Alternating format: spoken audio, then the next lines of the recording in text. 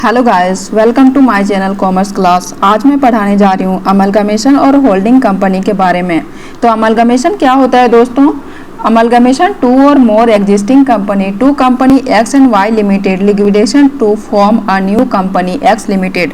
जैसे कि दो कंपनी है, क्या क्या, एक्स और वाई, ठीक है। और एक्स और वाई कंपनी क्या होता है, दोनों लिक्विडेट हो जाता है। और ये कौन न्यू कंपनी परचेज करता है? X Y limited.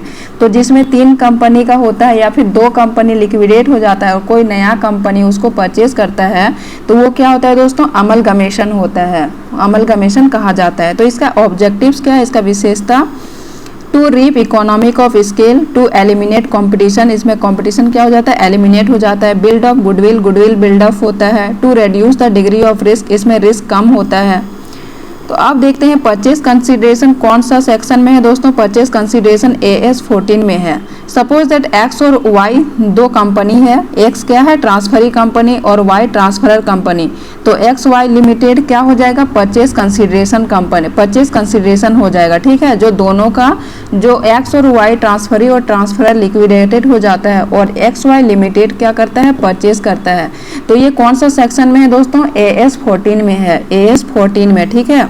अब देखते हैं कुछ नोट्स इंपॉर्टेंट पॉइंट, जो कि है only payment to shareholders are to be taken into consideration. बस पेमेंट ही क्या होता है? कंसिडरेशन में लिया, only payment to shareholders, बस शेयर होल्डर्स का पेमेंट कहाँ लिया जाता है? कंसिडरेशन में। सेकंड क्या है? Debenture holders and liquidation expenses और cost absorptions are not included in the purchase consideration.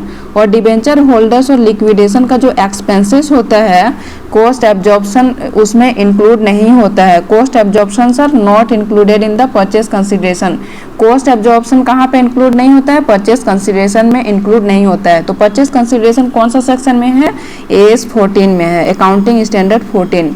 अब देखते हैं परचेज कंसिडरेशन का मेथड। तो दोस्तों परचेज कंसिडरेशन का मेथड दो टाइप का मेथड होता है। क्या क्या होता है? नेट पेमेंट मेथड और नेट एसेट्स मेथड। तो नेट पेमेंट मेथड क्या होता है? Aggregate of all payments made in the form of shares, debentures, other securities. इसका पेमेंट मेथड क्या क्या होता है दोस्तों? शेयर से होता है, डिबेंचर से होता है या फिर अदर कोई सिक्योरिटीज से होता है। और नेट एसेट्स मेथड क्या होता है? Aggregating the agreed values of only those assets which have taken over the transferee company. और नेट एसेट्स मेथड क्या होता है? एग्रीड वैल्यूज होता है, बस किसका लिया जाता है? वो ट्रांसफरी कंपनी का लिया जाता है नेट एसेट्स मेथड में। और नेट पेमेंट मेथड में क्या होता है? शेयर्स, डिबेंचर्स और कोई भी सिक्योरिटीज से पेमेंट किया जा सकता है। अब देखते हैं इसका टाइप्स। इसका टाइप्स क्या है? नेचर ऑफ मर्जर और नेचर ऑफ परचेज। तो नेचर ऑफ मर्जर क्या होता है? अमलगमेशन का टाइप क्या होता है? दो टाइप का होता है। ये नेचर ऑफ मर्जर होता है एक, और एक होता है नेचर ऑफ परचेज। तो नेचर ऑफ मर्जर में क्या होता है? Merger refers to a friendly joining together of two organization. Nature of merger क्या होता है दोस्तों? ये दो मतलब फ्रेंडली, जो एक दूसरे से पार्टनरशिप में फ्रेंडली टाइप का होता है, जो दो ऑर्गेनाइजेशन, ये मतलब दोनों कोई एक ऑर्गेनाइजेशन चलाता है, ठीक है। Merger refers to a friendly joining together of two organization, दो ऑर्गेनाइजेशन ज्वाइन करता है। और नेचर ऑफ परचेज क्या है? Assets and liabilities of the company are acquired by another. Assets और लाइबिलिटीज जो होता है वो कंपनी कहाँ एक्वायर्ड करता है? Another purchase consideration is paid by the transferee company. दूसरा ट्रांसफरी कंपनी में परचेज कंसिडरेशन करता है। अब देखते हैं एब्जॉर्प्शन। सबसे पहले क्या देखें? अमलगमेशन। ये सब अमलगमेशन का टाइप्स था। अब नेक्स्ट देखते हैं एब्जॉर्प्शन। तो एब्जॉर्प्शन क्या होता है? One company takes over other company is known as absorptions. जैसे कि देखे थे कि अमलगमेशन में तीन पार्टी का होना जरूरी हो जाता है, जिसमें से दो पार्टी लिक्विडेटेड होता है और एक नया पार्टी जो होता है वो उसको परचेज करता है। वैसे ही एब्जॉर्प्शंस में क्या होता है दोस्तों? इसमें होता है दो पार्टी होता है, जिसमें से एक लिक्विडेटेड हो जाता है और दूसरा कंपनी उसको परचेज करता है। इसमें क्या क्या है मेन पॉइंट? वन और मोर कंपनीज आर लिक्विडेटेड, मतलब एक से ज़्यादा भी कंपनी लिक्विडेटेड हो सकता है। No new company is formed, इसमें कोई नया कंपनी फॉर्म नहीं होता है, ठीक है, उसी को खरीदा जाता है। The nature of business of both companies is similar. और नेचर और बिजनेस दोनों ही कंपनी क्या होता है? सिमिलर होता है। बोथ कंपनीज, एक ही कंपनी होता है। अब देखते हैं डिफरेंस बिटवीन अमलगमेशन और एब्जॉर्प्शन, दोनों में क्या डिफरेंस है। अमलगमेशन का मीनिंग क्या होता है? The process in which two or more than companies are owned up form a new company which acquires their business is known as amalgamation। तो amalgamation का मीनिंग होता है जैसे दो कंपनी है और वो दोनों लिक्विडेट हो गया, एक नया कंपनी जो मान लीजिए दो ए और बी कंपनी लिक्विडेट हो गया और सी कंपनी उस दोनों का परचेज किया, तो ये कंपनी क्या हो जाएगा, अमलगमेशन। और एब्जॉर्प्शन क्या हो जाएगा, the process in which one company takes over the other company is known as absorption. तो दो कंपनी एब्जॉर्प्शन में होता है, एक तो लिक्विडेट होता है और उसी का जो बिजनेस को चलाता है, आगे कैरी ऑन करता है, वो क्या होता है, एब्जॉर्प्शन होता है। अब देखते हैं इसका एक्ट। तो अमलगमेशन का एक्ट क्या है, वॉलेंट्री होता है, और एब्जॉर्प्शन का एक्ट क्या होता है, वॉलेंट्री और हॉस्टाइल होता है। और मिनिमम कंपनी किसमें, अमलगमेशन में मिनिमम कंपनी कितना होता है, 3 होता है, और एब्जॉर्प्शन में कितना होता है, 2 होता है। तो अमलगमेशन जैसे एक्स और वाई लिक्विडेटेड होता है तो एक्स वाई लिमिटेड उसको परचेज करता है, और जैसे एब्जॉर्प्शन में क्या होता है, मान लीजिए एयरटेल ही डोकोमो को खरीद लेता है, तो ये क्या हो जाएगा, एब्जॉर्प्शन कंपनी। अब देखते हैं creation of new company. Amalgamation में क्या क्रिएट होता है, a new company is formed, नया कंपनी अमलगमेशन में क्रिएट होता है, जबकि एब्जॉर्प्शन में क्या होता है, no new company is not form, नया कंपनी कोई फॉर्म नहीं होता है एब्जॉर्प्शन में। और अमलगमेशन में मिनिमम 2 कंपनी होता है, और एब्जॉर्प्शन में क्या होता है, only 1 is the merged company, एक कंपनी होता है जो कि मर्ज्ड कंपनी होता है। अब देखते हैं दोस्तों सेकंड पार्ट जो कि है इंटरनल और एक्सटर्नल रिकंस्ट्रक्शन के बारे में। तो इंटरनल रिकंस्ट्रक्शन क्या होता है, इंटरनल रिकंस्ट्रक्शन का मीनिंग है, internal reconstruction refers to the method of corporate restructuring where in existing company is not liquidated to form a new company. तो इंटरनल रिकंस्ट्रक्शन कंपनी को क्या नहीं करते हैं, कोई एग्जिस्टिंग कंपनी जो हो जाता है, जो लिक्विडेटेड हो जाता है, उसको नया फॉर्म में और नहीं, मतलब नया इसमें कोई भी कंपनी और नहीं खोल सकते हैं, किसमें, इंटरनल रिकंस्ट्रक्शन में। Not liquidated to form a new one, नया कंपनी इसमें नहीं खोल सकते हैं। और एक्सटर्नल रिकंस्ट्रक्शन में क्या होता है, external reconstruction is one in which the company undergoing reconstruction is liquidated to take over the business of existing company. और एक्सटर्नल रिकंस्ट्रक्शन में क्या होता है, कोई भी हम नया कंपनी ओपन कर सकते हैं, अगर वो पहले से जो कंपनी है वो अगर लिक्विडेट हो जाता है। एक्सटर्नल इज वन, मतलब external reconstruction is one in which the company under going, जो कंपनी मतलब पहले से है वो लिक्विडेट हो जाता है, तो इसमें नया कंपनी हम फॉर्म कर सकते हैं, ठीक है, लेकिन इंटरनल रिकंस्ट्रक्शन में नहीं कर सकते नया company.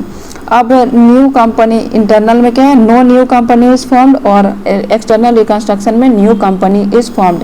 Use of specific terms in balance sheet. तो बैलेंस शीट में इंटरनल रिकंस्ट्रक्शन क्या है, balance sheet of the company contains and reduced, इसमें बैलेंस शीट में क्या हो जाता है, रेड्यूस्ड हो जाता है। और एक्सटर्नल रिकंस्ट्रक्शन में no specific terms are used in the balance sheet, कोई स्पेसिफिक टर्म्स नहीं होता है बैलेंस शीट में दिखाने के लिए एक्सटर्नल रिकंस्ट्रक्शन का। अब देखते हैं कैपिटल रिडक्शन। तो capital is reduced and the external liability holders wave there claims.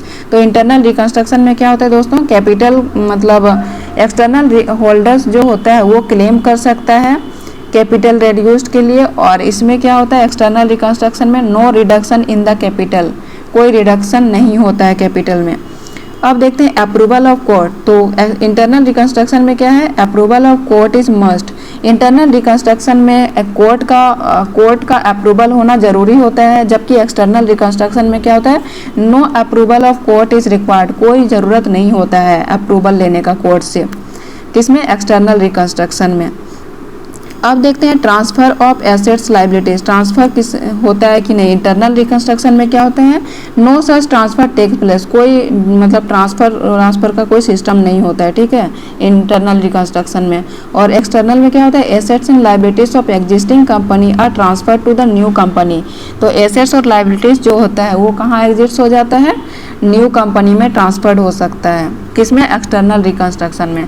तो इस प्रकार हम क्या क्या देखते हैं, जैसे इंटरनल रिकंस्ट्रक्शन में कोई नया कंपनी लिक्विडेट हो जाता है, पुराना कंपनी, तो नया कंपनी नहीं खुलता है, इसमें कोई नया फॉर्म नहीं ओपन होता है, इसमें कोर्ट का अप्रूवल होना जरूरी होता है। और फिर क्या है, इसमें बैलेंस शीट में क्या होता है, रेड्यूस्ड हो जाता है। तो इस प्रकार एक्सटर्नल रिकंस्ट्रक्शन में अगर पुराना कंपनी, एक कंपनी अगर क्या हो रहा है, लिक्विडेट हो रहा है, तो नया कंपनी इसमें खुल जाता है और इसमें कोर्ट का कोई मतलब नहीं होता है, कोर्ट से अप्रूवल लेने का कोई ज़रूरत नहीं होता है एक्सटर्नल रिकंस्ट्रक्शन में। अब देखते हैं दोस्तों नेक्स्ट पार्ट जो कि है होल्डिंग एंड सब्सिडियरी कंपनी के बारे में। तो होल्डिंग कंपनी क्या होता है? A holding company is one which controls one or more companies either by means of holding share in that company or companies or by having power to appoint directly or indirectly। Holding company क्या होता है? एक company दूसरे company को क्या करती है? Hold करती है, तो उसे क्या कहा जाता है? Holding company. द होल और ए majority of the board of directors of the company. इसमें नोट्स क्या है? If one company controls the board of director, एक कंपनी क्या करती है? कंट्रोल करती है बोर्ड ऑफ डायरेक्टर को, and another company has more than 50%, मतलब उसमें कंट्रोल करने के लिए मिनिमम कितना होना चाहिए? 50%, 1/2। कोई भी अगर मतलब अनदर कंपनी है उसका शेयर कितना है? 80,000 उसका टोटल अमाउंट है, तो उसमें उसका कितना होना चाहिए? उसका मतलब कंट्रोल करने के लिए एटलीस्ट 50% उसका होना चाहिए। एटलीस्ट 10,000 है तो 10,000 में 50,000 का शेयर किसका होना चाहिए? ए का, ठीक है। तो इस प्रकार उससे होल्डिंग कंपनी कहा जाता है। अब देखते हैं एक एग्जांपल के थ्रू समझते हैं। सपोज दैट एच है होल्डिंग कंपनी जो कि एस का 80% लिया हुआ है, ठीक है। तो ये क्या हो जाएगा? मेजोरिटी कंपनी, क्योंकि अगर 50% से जो ज़्यादा होता है उसे क्या कहा जाता है? Majority company. और होल्डिंग कंपनी को एटलीस्ट मतलब 50% लेने के बाद ही वो होल्डिंग कंपनी में आ सकता है। ये क्या है? माइनॉरिटी कंपनी क्या होता है? जिसका जो सब्सिडियरी कंपनी होता है उसी को माइनॉरिटी इंटरेस्ट मतलब माइनॉरिटी कंपनी होता है, ठीक है, सब्सिडियरी कंपनी। अब देखते हैं rule of consolidation under S accounting standard 21। जो कंसोलिडेटेड होता है वो कौन सा सेक्शन में आता है? अकाउंटिंग स्टैंडर्ड 21 में। परचेस आता था अकाउंटिंग स्टैंडर्ड 14 में और कंसोलिडेटेड आता है किसमें? अकाउंटिंग स्टैंडर्ड 21 में। तो consolidation is required 100% of assets and liabilities. Consolidation क्या रिक्वायर्ड करता है? 100% एसेट्स और लाइबिलिटीज रिक्वायर्ड करता है। अब देखते हैं कॉस्ट ऑफ कंट्रोल के बारे में। कॉस्ट ऑफ कंट्रोल क्या होता है? Cost of control is calculated on the date of purchase of shares. Cost of control किसमें कैलकुलेट होता है? डेट ऑफ परचेस और शेयर्स में। फिर देखते हैं गुडविल। गुडविल क्या होता है दोस्तों? When payment price is more than valuation. जो हम मान लीजिए कुछ खरीद रहे हैं, ठीक है, मतलब सपोज दैट गुडविल क्या होता है? कहीं हम परचेज कर रहे हैं, कोई बिजनेस चला रहे हैं, तो उसमें क्या होता है? पेमेंट हमें ज़्यादा करना पड़ रहा है। Payment price is more than, payment हमें ज़्यादा करना पड़ रहा है, तो उसमें क्या होता है? सपोज दैट 1 लाख का ये है और उसमें पेमेंट हमें करना पड़ रहा है 1,10,000, तो गुडविल कितना हो जाएगा? 10,000 रुपये। जो बढ़ा हुआ होता है उसे गुडविल कहा जाता है। बढ़ा के जो देना पड़ रहा है वो क्या हो जाता है? गुडविल। और कैपिटल रिजर्व क्या होता है? Valuation price is more than payment price. जिसमें मान लीजिए कि सपोज दैट उसका प्राइस कितना है? 90,000 और अगर मोर देन पेमेंट प्राइस से हम ज़्यादा दे रहे हैं तो वो क्या में आ जाएगा? कैपिटल रिजर्व में, ठीक है। 10,000 का जो हो रहा है वो क्या हो जाता है? अपना capital reserve. Suppose that price 60 lakh है और पेमेंट हम कर रहे हैं 50 लाख, तो उसमें क्या हो जाएगा? 10 लाख क्या हो जाएगा? Capital reserve. तो प्रेजेंटेशन ऑफ माइनॉरिटी इंटरेस्ट कहाँ पे दिखाया जाता है? बैलेंस शीट में। जैसे कि मतलब क्वेश्चन ये भी पुट हो सकता है कि जैसे क्या होता है? इसका बैलेंस शीट में सबसे पहले आता है इक्विटी एंड लायबिलिटीज। तो इक्विटी एंड लायबिलिटीज के अंदर में क्या क्या आता है? शेयर होल्डर्स फंड, और शेयर होल्डर्स फंड क्या आता अंदर आता है? Equity, share capital, reserve and surplus, share warrants, ये सब है, ठीक है। माइनॉरिटी इंटरेस्ट क्या है? माइनॉरिटी इंटरेस्ट वो होता है जो लेस देन 50% से कम का शेयर होता है। और नॉन करेंट लायबिलिटीज ये सब किस में आता है? Equity and liabilities. तो क्वेश्चन ये पुट हो सकता है कि माइनॉरिटी इंटरेस्ट किसके अंदर आता है बैलेंस शीट में? तो किसके अंदर आता है? इक्विटी एंड लायबिलिटीज के अंदर। और माइनॉरिटी इंटरेस्ट क्या होता है? इसका शेयर लेस देन 50%। फिर देखते हैं डिविडेंड फ्रॉम सब्सिडियरी कंपनी। तो डिविडेंड फ्रॉम सब्सिडियरी कंपनी कौन सा सेक्शन में है? सेक्शन 123 ऑफ कंपनीज एक्ट 2013 में है। Section 123 of companies act 2013 dividend is paid out of profit. Dividend कब पेड किया जाता है? आउट ऑफ प्रॉफिट में। प्रॉफिट में भी करंट फाइनेंशियल ईयर और previous year, profit financial year में भी हो सकता है और प्रीवियस फाइनेंशियल ईयर में भी हो सकता है। और ये कौन सा सेक्शन में है? Dividend subsidiary company, section 123 of companies act 2013 में। अब देखते हैं कैपिटल प्रॉफिट और रेवेन्यू प्रॉफिट के बारे में जानते हैं। सपोज दैट कोई भी बिजनेस स्टार्ट हो रहा है जनवरी से दिसंबर के बीच में, तो जनवरी से मतलब उसका बैलेंस से क्या हो जाएगा? इन्वेस्ट कर रहा है मान लीजिए कोई मार्च में बीच के एंड मतलब मंथ के बीच में कर रहा है इन्वेस्टमेंट, तो उससे पहले जो मार्च से पहले वाला क्या होगा? मार्च से पहले वाला प्री हो जाएगा और मार्च के बाद वाला पोस्ट हो जाएगा। इन्वेस्टमेंट के पहले वाला को प्री बोलते हैं और इन्वेस्टमेंट के बाद को पोस्ट। तो इसी प्रकार इन प्री कैपिटल प्रॉफिट्स और पोस्ट मतलब प्री वाला को capital profit, pre acquisition profit को कैपिटल प्रॉफिट बोला जाता है और पोस्ट एक्विजिशन प्रॉफिट क्या हो जाता है? Revenue profit. ठीक है, प्री प्रॉफिट को कैपिटल प्रॉफिट बोलते हैं और पोस्ट को रेवेन्यू प्रॉफिट। इसके बाद देखते हैं advantages of holding company. Subsidiary company को ही सिस्टर कंपनी भी कहा जाता है। तो क्वेश्चन आ सकता है दोस्तों कि सिस्टर कंपनी किसको कहा जाता है? तो सब्सिडियरी कंपनी को ही सिस्टर कंपनी भी कहा जा सकता है, सिस्टर कंपनी कहा जा सकता है। अब देखते हैं कुछ नोट्स, इंपॉर्टेंट नोट्स जो कि क्वेश्चन आया हुआ है प्रीवियस ईयर में। कंपनीज में कंबाइन फॉलोइंग वेज, कंपनी कहाँ पे मतलब किस में कंबाइन हो सकता है? ठीक है, सॉरी, कंपनीज में कंबाइन फॉलोइंग वेज, कंपनी किस में कंबाइन हो सकती है, मतलब एक से ज़्यादा कंबाइन किस में है। जैसे एब्जॉर्प्शन है, अमलगमेशन है, एक्सटर्नल रिकंस्ट्रक्शन है और मर्जर है। ये सब में सारे में क्या है? एक से ज़्यादा कंपनी का होता है। जैसे कि एब्जॉर्प्शन में क्या होता है? सपोज दैट एक्स और वाई कंपनी है और एक्स वाई से कंपनी ये दोनों लिक्विडेट हो जाता है, तो एक्स वाई लिमिटेड मतलब कोई तीसरा कंपनी उसको परचेज कर सकती है। इसी प्रकार अमलगमेशन क्या होता है? अमलगमेशन में दो कंपनी मतलब मिनिमम होना जरूरी होता है, जिसमें कि मान लीजिए ए लिमिटेड होता है और बी लिमिटेड। ए लिमिटेड लिक्विडेट हो गया तो बी लिमिटेड उसी को फिर आगे बढ़ाती है, उसी बिजनेस को। ठीक है, अब होता है external reconstruction. Suppose that external reconstruction में भी उसका पहले का कंपनी जो लिक्विडेट हो जाती है तो इसमें न्यू कंपनी फिर फॉर्म करती है। और मर्जर कंपनी में भी क्या होती है? न्यू कंपनी फिर से उसको, पहले वाली कंपनी अगर लिक्विडेट हो जाती है तो न्यू कंपनी उसको आगे बढ़ाती है, मर्जर में भी। अब देखते हैं सेकंड क्वेश्चन क्या है? If the ABC limited, suppose ABC limited है और एनडीईएफ लिमिटेड दो कंपनी है, are taken over a new company XYZ limited, और ये दोनों कंपनी को क्या करती है? XYZ लिमिटेड फॉर्म मतलब स्टार्ट करती है, परचेज करती है। तो ये कंपनी क्या हो जाएगी? इस कंपनी को क्या बोलेंगे? It is called amalgamation. अब सेकंड क्वेश्चन देखते हैं दोस्तों। ABC limited and DEF limited are known as the vendor company. जो इस क्वेश्चन में दिया हुआ है एबीसी और डीईएफ लिमिटेड, वो दोनों, ये दोनों क्या हो जाएगा? वेंडर कंपनी हो जाएगा। और XYZ limited is also known as क्या हो जाएगा? परचेसिंग कंपनी भी हम बोल सकते हैं।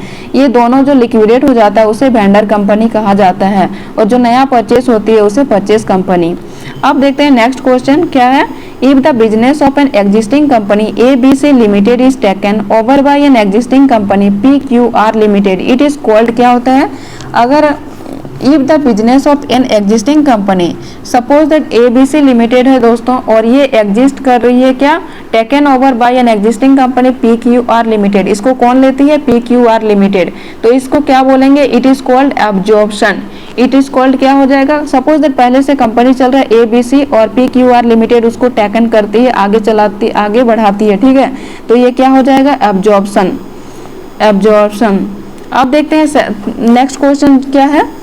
If the business of ABC limited a loss making company, suppose that loss से क्वेश्चन जहाँ पे मतलब अगर लॉस हो जाती है तो वो क्या हो जाएगा? एक्सटर्नल रिकंस्ट्रक्शन होता है।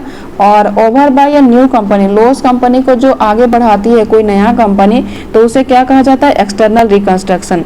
तो दोस्तों जो मतलब जो लॉस कंपनी होती है, जो पहले से लिक्विडेट हो या फिर लॉस हो, तो वो क्या होता है? वेंडर कंपनी होता है। और जो नया कंपनी होता है उसे परचेसिंग कंपनी कहा जाता है।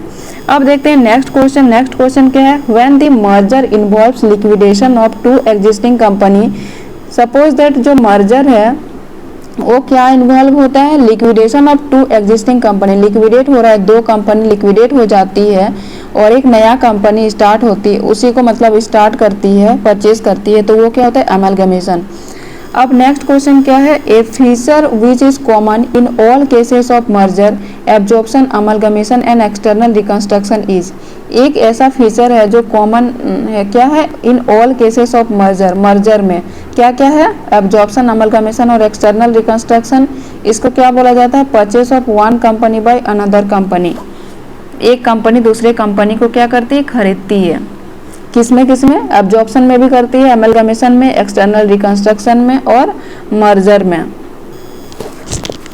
अब देखते हैं इंटरनल रिकंस्ट्रक्शन ही ऐसा है जिसमें कि कोई नया कंपनी, अगर उस कंपनी को लॉस हो जाती है या फिर लिक्विडेट हो जाती है तो उसमें कोई नया कंपनी का कोई मतलब नया कंपनी उसमें नहीं होती है, नया कंपनी फॉर्म नहीं कर सकती है। अब देखते हैं नेक्स्ट क्या है, according to AS 14, according to accounting standard 14 क्या है, transfer company means the company which is क्या है, अमलगमेटेड इनटू अनदर कंपनी। क्या होती है AS 14, amalgamated into another company. अब नेक्स्ट क्या है, on amalgamation share issue expenses accounting appearing on asset side of the balance sheet of the vendor company. तो amalgamation में जो शेयर इशू करती है एक्सपेंसेस अकाउंटिंग और वो एसेट साइड में, बैलेंस शीट के एसेट साइड में, तो वेंडर कंपनी क्या हो जाएगा, वेंडर कंपनी क्या हो जाएगा, is closed by debit to equity shareholders account. कहाँ पे दिखाया जाएगा, vendor closed by debit, closed by debit to equity shareholder account में, closed by debit to equity shareholder account में। अब नेक्स्ट क्वेश्चन देखते हैं, on amalgamation debenture account, जो अमलगमेशन डिवेंचर अकाउंट है appearing in the balance sheet of the vendor company, vendor company में कहाँ पे इसको बैलेंस शीट में दिखाया जाएगा, वेंडर कंपनी को, is closed by credit to realisation accounting, closed by credit to कहाँ, realisation account, whether debenture are taken over by the new company or not. Next क्या है, all the assets and liabilities of the vendor company, जो assets और liabilities है vendor company में, become the assets and liabilities of the purchasing company. कहाँ purchase किया जाता है, if the amalgamation is in the nature of merger as defined under AS 14 में। अब देखते हैं होल्डिंग कंपनी का क्वेश्चन, जो कि preparation of consolidated balance sheet, जो कंसोलिडेटेड बैलेंस शीट है होल्डिंग कंपनी में, वो कौन सा सेक्शन में है, सॉरी कौन सा अकाउंटिंग स्टैंडर्ड में है, अकाउंटिंग स्टैंडर्ड 21 में। The share of outsider in the net assets in subsidiary company, subsidiary company को किस नाम से जाना जाता है, माइनॉरिटी इंटरेस्ट, जो कि 50% से कम इसका शेयर होता है। अब नेक्स्ट क्या है, pre acquisition profit in subsidiary company is considered as, जो प्री एक्विजिशन प्रॉफिट होता है उसे क्या कहा जाता है, कैपिटल प्रॉफिट कहा जाता है, और पोस्ट एक्विजिशन प्रॉफिट को क्या कहा जाता है, कैपिटल रिजर्व कहा जाता है। Excess of cost of investment, जो कॉस्ट ऑफ इन्वेस्टमेंट में ज़्यादा हो जाता है, ओवर पेड अप वैल्यू, जब हमें मतलब पेड ज़्यादा करना पड़ता है वैल्यू से, जितना उसका वैल्यू है उससे ज़्यादा अगर पेड करना पड़ता है तो वो क्या हो जाता है, गुडविल हो जाता है। और excess of paid up value of the shares over cost, cost अगर क्या हो जाएगा, excess of paid up value, paid up value अगर ज़्यादा हो, पेड अप वैल्यू अगर ज़्यादा हो, और of the share over cost, cost से अगर पेड अप वैल्यू ज़्यादा हो तो क्या हो जाएगा, कैपिटल रिजर्व होगा। मतलब उसका कॉस्ट वैल्यू कम है, ठीक है, और पेड हम ज़्यादा कर रहे हैं तो वो क्या हो जाएगा, कैपिटल रिजर्व। और अगर क्या हो जाता है, अगर उसका कॉस्ट, एक्सेस ऑफ कॉस्ट, अगर कॉस्ट ज़्यादा हो और हम अगर कम उसका पेमेंट कर रहे हैं तो वो हो जाता है गुडविल, गुडविल। अब देखते हैं next question, profit earn after acquisition of share is treated as, तो प्रॉफिट अर्न आफ्टर एक्विजिशन, जब प्रॉफिट अर्न कब होता है, आफ्टर एक्विजिशन, इन्वेस्टमेंट जो बीच में कर रहे हैं, ठीक है, मार्च अप्रैल, और फिर उसके बाद जो एक तो प्री एक्विजिशन पीरियड होता है और एक post acquisition. Pre acquisition profit को ही क्या बोला जाता है, कैपिटल प्रॉफिट, और पोस्ट एक्विजिशन प्रॉफिट को क्या बोला जाता है, रेवेन्यू प्रॉफिट। अब देखते हैं next question, preparation of consolidated statement as per S21 is, S21 में कहाँ पे दिखाया जाता है, preparation of consolidated, mandatory for listed companies में, mandatory for listed companies. Next question है, holding company share in capital profits of subsidiary company is adjusted in, तो holding company जो होता है शेयर इन कैपिटल में profit of subsidiary company is adjusted in, तो subsidiary company को कहाँ पे एडजस्ट किया जाता है, कॉस्ट ऑफ कंट्रोल में। अब नेक्स्ट क्वेश्चन क्या है, holding company share in revenue profit of subsidiary company is adjusted in. Holding company share में जो होता है revenue profit of subsidiary company is adjusted इन, कहाँ पे इसको एडजस्ट किया जाता है दोस्तों, प्रॉफिट एंड लॉस अकाउंट में। और holding company share in capital profits, holding company जो कैपिटल प्रॉफिट होता है सब्सिडियरी कंपनी जो होता है दोस्तों उसको कॉस्ट ऑफ कंट्रोल में एडजस्ट किया जाता है। और जो रेवेन्यू प्रॉफिट होता है उसको कहाँ पे एडजस्ट किया जाता है, प्रॉफिट एंड लॉस अकाउंट को। इसको एकदम याद कीजिएगा कि जो मतलब कैपिटल प्रॉफिट होता है उसको कॉस्ट ऑफ कंट्रोल, और जो क्या होता है रेवेन्यू प्रॉफिट होता है उसको प्रॉफिट एंड लॉस अकाउंट में।